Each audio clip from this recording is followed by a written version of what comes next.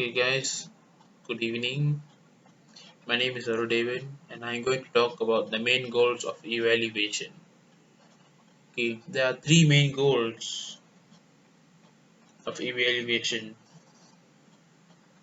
Okay, the first of all is system functionality. Okay, for system functionality, there are three questions here. Okay, we do not need the answers for this question because the answer is also the question itself. Okay, is does the system meet the user's requirement? Like, does the system reach or exceeds the user's requirement or needs for the system? Okay, for the second question is the system clear to operate? Like, is the system free or free to use, like that sort of thing? Okay, for the third question does the system help make the user effective at her task? Like, it also means, does the system makes it easy for the user? Okay, for the next goal is interface on user. Okay, for this there are many questions. Okay, for the first of all is the interface usable? Like, is the system usable or it's not usable? That's the first question. The second question is the user satisfied with what they are getting or do they need more? Okay, third question is the user's experience. What is the user's experience using this interface?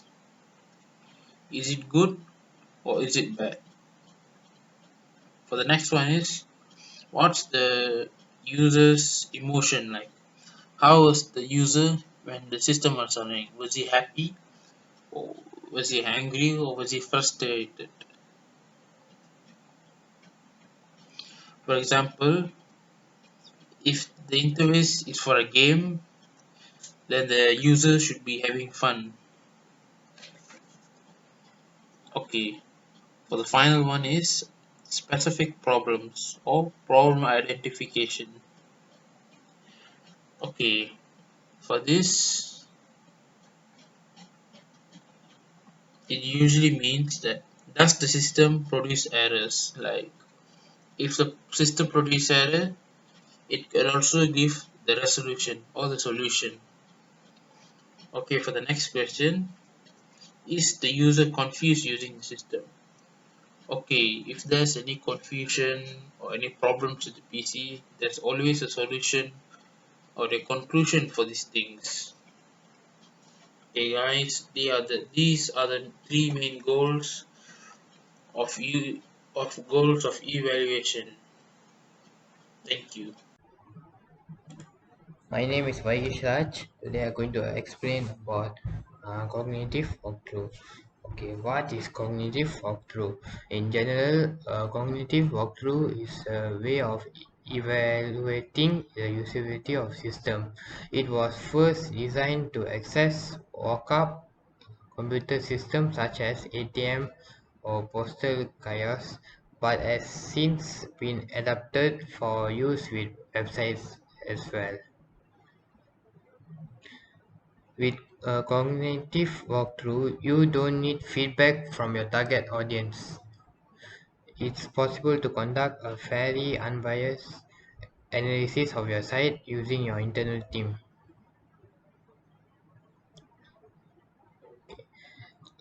How to conduct a cognitive walkthrough for the web?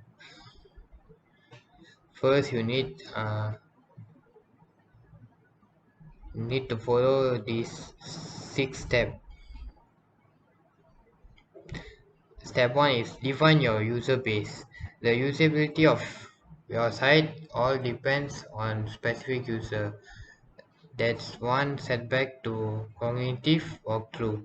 You don't have the ability to see and understand the site through their eyes.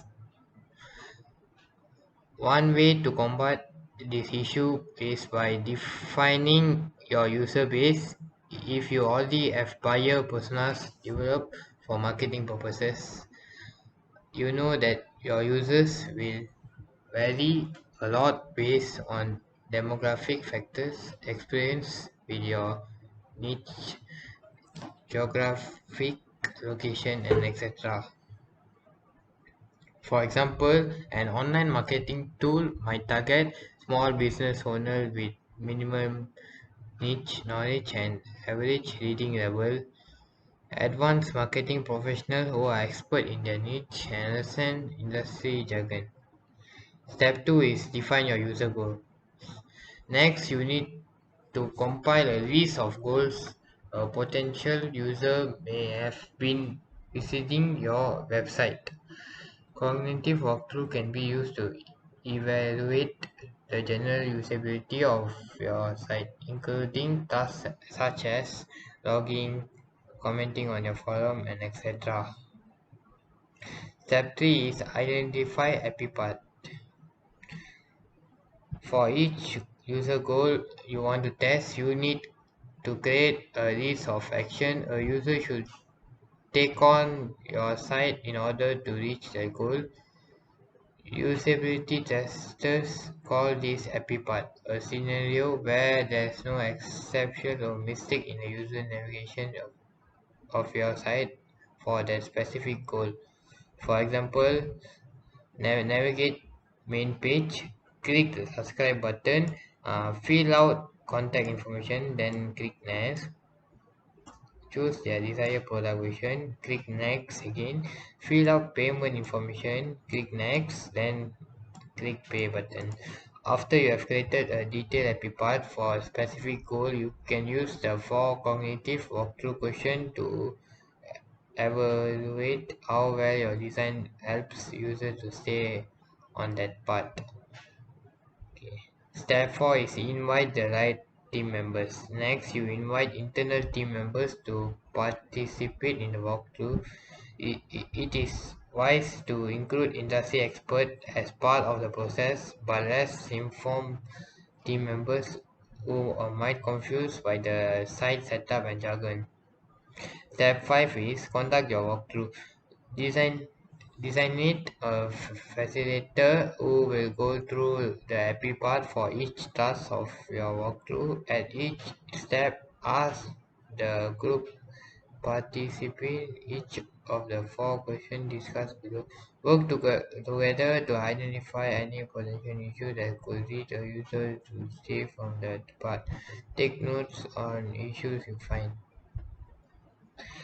Question 1. Will the user try and achieve the right outcome? This question examines the